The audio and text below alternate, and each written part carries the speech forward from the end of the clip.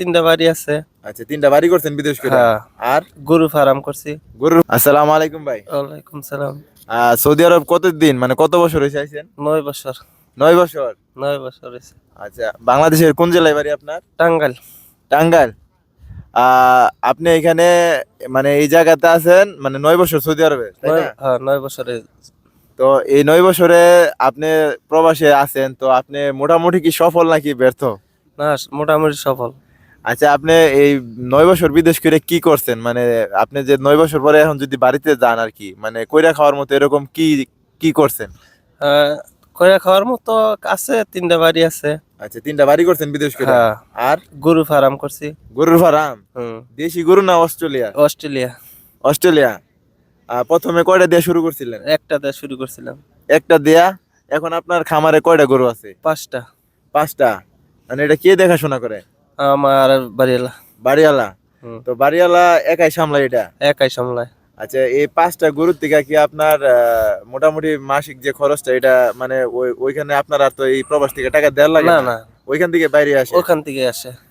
তো আপনি এই যে মোটামুটি এই যে জায়গা করছেন, খামার করছেন, হ্যাঁ। এগুলা মানে কইরা হালাইছেন গরুর খামার। হ্যাঁ, অনেকেই তো গরুর খামার দিয়ে ব্যর্থ হয়, মানে অনেকের মারা যায়, তারপরে থাকে না, লজ যায়। তো আপনি এইভাবে কিভাবে সফল হইলেন?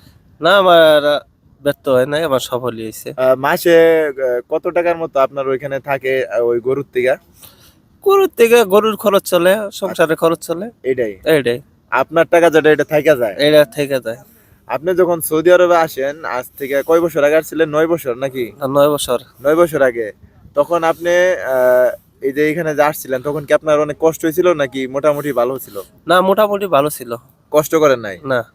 তো আপনি এখানে যখন আসছিলেন, তখন আপনার কোম্পানি কত টাকা বেতন দিত, মানে সৌদি আরবের কত রিয়াল?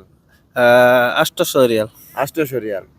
ওইখান থেকে খানা, ওইখান থেকে মানে বেতন টেতন সবকিছু মিলে হ্যাঁ। ওইখান থেকে খরচ করতেন? হ্যাঁ, ওখান থেকে খরচ করতাম। আচ্ছা, আপনি বলেন যে এই প্রবাসে এখন যারা আসতেছে মানে নতুন অবস্থায়, তাদের কত বেতনে আসা উচিত? 1200 1500 বেতন আসা উচিত। 1500? হ্যাঁ।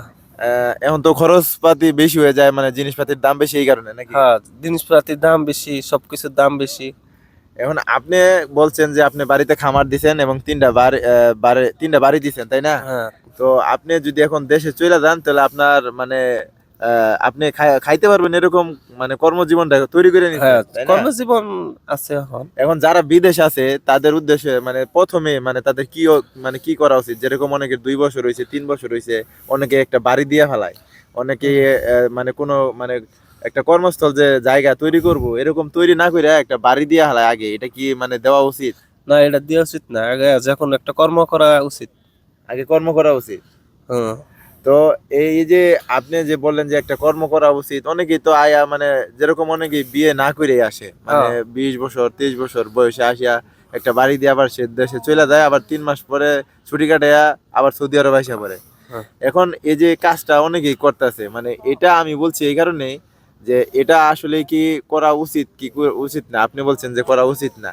হ্যাঁ। তো আগে কি করা উচিত? কর্ম মানে যেটা কইরা খাবো এটা আগে করা সফল উচিত, হওয়া উচিত। সফল হওয়া উচিত। তো আপনি এটা আগে করছিলেন? সফল আগে করছিলাম। আপনি কি বিদেশ আহার আগে বিয়ে করছিলেন নাকি বিদেশ এইখানে থাইকা পরে আবার দেশে যেয়ে বিয়ে করছেন? না, বিদেশ আসার আগেই বিয়ে করছিলাম। বিদেশে আহার আগে। আল্লাহ তাআলা এই কারণে আরো বরকত দিছে নাকি? হ্যাঁ।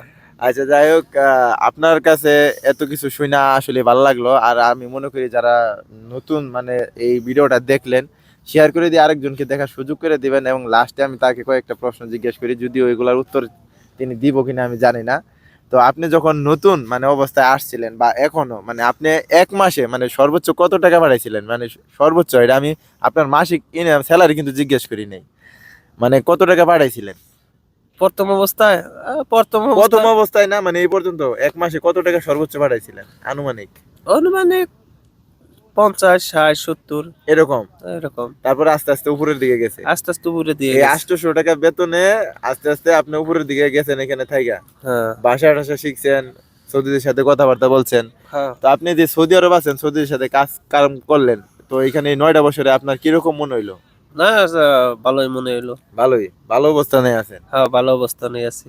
তো এখন কি দেশে চলে যাওয়ার মতো এরকম মন মানসিকতা তৈরি করছেন, না আরো থাকবেন? না, আর 2 বছর থাকবো, 2 বছর পরে চলে যাবো। আরো 2 বছর, 2 বছর পরে চলে যাবেন একবারে? একবারে যাবো। আচ্ছা, তো ভাই আমি একটা কথাই বলি, যারা এই ভিডিওটা শেষ পর্যন্ত দেখলেন, তো তিনি কিন্তু 3টা বাড়ি করছে বিদেশ করে, এবং তার যে একটা গরুর খামার মানে অস্ট্রেলিয়া গরু যেগুলা, সে কিন্তু সেটা কইরা হলাইছে। তো বিদেশ আহার পরে আপনারা অনেকেই বাড়ি দেওয়ার জন্য পাগল হয়ে যান, অনেকেই মনে করলেন যে বিয়ে করার জন্য পাগল হয়ে যান। আমি বলি যে আগে যে কর্মটা করে খাবেন, যে কর্মস্থল, সেটা আগে তৈরি করেন, তারপরে বাংলাদেশে যান এবং নিজের পজিশন তৈরি কইরা তারপরে বিয়ে শাদী করেন। তো এটাই করা উচিত আমি মনে করি। তো উনি যেটা করছে, আগে বিয়ে করছে, আলহামদুলিল্লাহ, এটা ভালো।